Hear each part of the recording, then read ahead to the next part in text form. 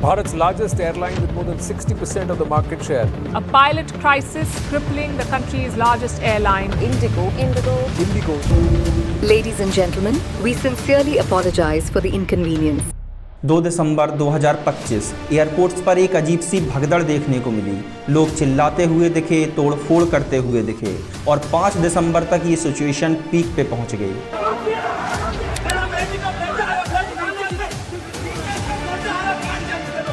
कल जाके नाइट को लैंड हुआ पर बिना बैग के लैंड हुआ। मेरा घर का चाबी उसमें है, मेरा पासपोर्ट उसमें है। क्या झक मार गया मैं?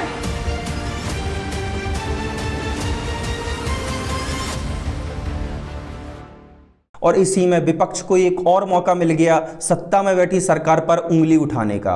और कुछ चमचों ने ये तक साबित कर दिया कि इसके पीछे गौतम अडानी का इन्वॉल्वमेंट है, जबकि हकीकत पूरी तरह इससे अलग थी। 27 नवंबर 2025 अडानी ग्रुप ने भारत की सबसे बड़ी पायलट कंपनी FSTC खरीद ली और सिर्फ 3 दिन बाद ही देश भर में इंडिगो फ्लाइट में देरी, कैंसलेशन और अचानक पायलटों की कमी की चर्चाएं सुर्खियों में आ गई। अब सोचने वाली बात यह है कि क्या ये एक संयोग है? नहीं, ये संयोग नहीं है, ये तुम्हारी मूर्खता है जो तुम सबके सामने फैला रहे हो। और इतना बता दिए थे तो आगे भी समझा देते कि कैसी योजना है मोदी की। तुम्हारे हिसाब से देखें तो एयरपोर्ट्स पर जो ये सिचुएशंस बिगड़ी वो मोदी की वजह से बिगड़ी, उन्होंने ही करवाया होगा ये सब। हैं जी, कुछ भी मत फैलाओ यार, देखो तो सही जो बोल रहे हो उसका कुछ सर पैर है या नहीं। एवं ही हवा में तीर मत छोड़ो। अडानी एयरपोर्ट बिजनेस में 2019 से है, तो उस चक्कर में हो सकता है अपने बिजनेस को एक्सपेंड करने के लिए उन्होंने FSTC में मेजॉरिटी स्टेक्स खरीदे हों।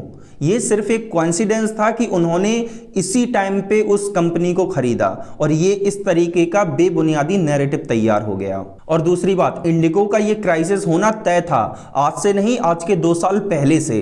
कैसे, ये आगे की वीडियो में आपको तरीके से समझ में आ जाएगा। फिलहाल आपके दिमाग में जो कचरा भरा जा रहा है उसे निकालो, अंधे मत बनो, गवार बातें मत फैलाओ। यहाँ जो नैरेटिव तैयार किया जा रहा है वो पूरी तरह से बेबुनियादी है और अगले 4-5 मिनट में ये आपको सब समझ में आ जाएगा। मैं पहले इस टॉपिक पे वीडियो नहीं बनाने वाला था, लेकिन मैंने जब देखा कि किस तरह की बेफिजूली बातें फैलाई जा रही हैं और लोगों को गुमराह किया जा रहा है, तो मुझे लगा कि एक वीडियो बना के सही इन्फॉर्मेशन और अपना पॉइंट ऑफ व्यू दे देना चाहिए। क्योंकि ये आजकल के लड़के बिना पूरी बात समझे कमेंट बॉक्स के ओपिनियन से अपना ओपिनियन बना लेते हैं और 1-2 रील्स देख के अपना पर्सपेक्टिव। तो आइए जरा तरीके से और डिटेल्स में समझते हैं कि क्या हुआ, क्यों हुआ और कौन जिम्मेदार है। आज से करीब 2 साल पहले अगस्त 2023 में एविएशन इंडस्ट्री में इंडिगो के एक पायलट की डेथ हो गई। माना जा रहा था कि ये ओवरवर्क और एग्जॉशन के कारण हुआ और इसके बाद पायलट्स ने थका देने वाले शेड्यूल और लेट नाइट ओवरवर्क के खिलाफ आवाज उठाई।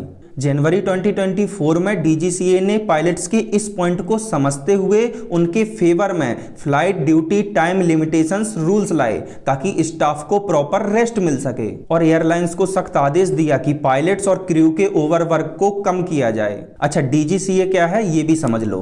DGCA बेसिकली एविएशन इंडस्ट्री में सेफ्टी रूल्स और ऑपरेशंस को कंट्रोल करता है। DGCA का बेसिकली काम होता है प्लेन सेफ उड़ेगा या नहीं, पायलट्स की ट्रेनिंग सही है या नहीं, एयरलाइन सेफ्टी रूल्स फॉलो कर रही है या नहीं, एयरपोर्ट्स ऑपरेशंस ठीक से चल रहे हैं या नहीं, क्रू ड्यूटी आवर्स, शेड्यूल्स, इन सारी चीज़ों की देखरेख करती है। एविएशन इंडस्ट्री की रूल्स को कंट्रोल करती है। तो अब DGCA ने जो एयरलाइंस पर रूल्स लगाए वो भी मैं आपको समझा देता हूँ। वीकली रेस्ट पीरियड बढ़ाकर 48 आवर्स का कर दिया जो पहले 36 आवर्स का था।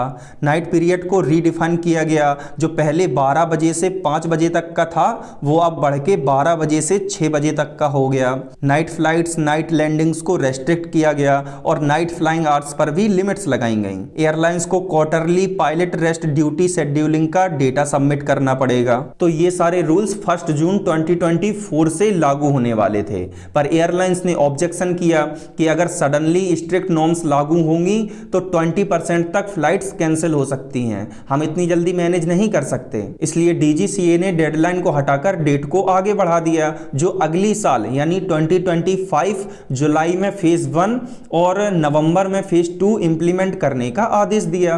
अच्छा, अब समझना ध्यान से, एयरलाइंस की बात मानी गई और उन्हें लगभग 2 साल का समय दिया गया ताकि वो इन रूल्स के हिसाब से न्यू पायलट्स को हायर कर सकें, ट्रेंड कर सकें और न्यू रूल्स के अकॉर्डिंग अपने शेड्यूल को मैनेज कर सकें। और यहीं से शुरू हुई इंडिगो की कहानी। तो इंडिगो ने क्या किया? इंडिगो ने न्यू पायलट्स और स्टाफ हायर नहीं किए और एक गेम प्लान किया। उन्होंने सोचा कि हम फ्लाइट्स ही नहीं उड़ाएंगे, मिसमैनेज होगा, पब्लिक को प्रॉब्लम्स होंगी तो सरकार पे प्रेशर पड़ेगा, सरकार पे प्रेशर पड़ेगा तो डीजीसीए खुद से अपने रूल्स को रिवाइज करेगी।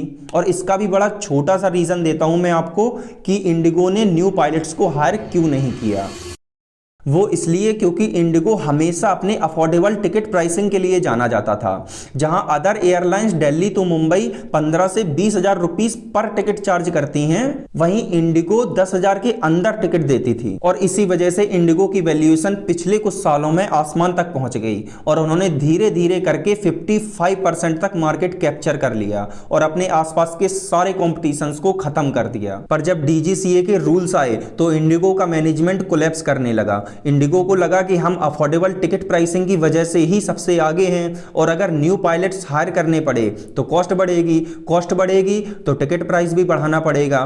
तो टिकट प्राइस अगर बढ़ा तो उनकी जो यूएसपी है, उनका जो की पॉइंट है ग्रोथ का, उस पे अफेक्ट पड़ सकता है, जिससे उनके अंदर अपने पैसेंजर्स टूटने का डर सताने लगा क्योंकि इससे उनकी जो यूएसपी थी वो टूट जाती और पैसेंजर्स दूसरी एयरलाइंस की तरफ डाइवर्ट हो सकते थे। तो इन्होंने डीजीसीए के रूल्स को मानने के बजाय उन पर प्रेशर डाल के रूल्स को रिवाइज करवाने का प्लान बनाया। अब चूंकि इनके पास 65% मार्केट शेयर था तो इन्हें वो घमंड भी था कि हम सरकार की बात थोड़ी सुनेंगे, सरकार को हमारी बात सुननी पड़ेगी, नहीं तो ठप्पा कर देंगे। और 2 दिसंबर के दिन इस तरीके का मिसमैनेज करके इन्होंने ये बात साबित भी कर दी। तो ये कहने में कोई दोहराई नहीं है कि ये इंडिगो की सोची समझी मूव थी ताकि इस तरीके का मिसमैनेज हो, पब्लिक डिस्ट्रप्शन हो और हम सरकार पर प्रेशर बना सकें, जिसके चलते इस तरीके की परिस्थितियां सामने आई। कोई शादी में नहीं पहुंच पाया, किसी की बिजनेस मीटिंग्स कैंसिल हो गई, कई लोग बीमारी हालत में थे तो वो समय से अस्पताल भी नहीं पहुंच पाए।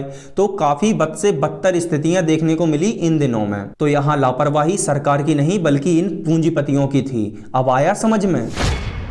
पर आज स्थिति देखो कि किस तरीके का बेबुनियादी नैरेटिव तैयार किया जा रहा है और इसे डायरेक्ट नरेंद्र मोदी से जोड़ा जा रहा है। वो तो ऑब्वियस सी बात है ना कि किसी को कुछ समझ में नहीं आता है तो क्या करना है, मुंह उठा के सारी चीजों के ब्लेम सरकार के ऊपर डाल दो।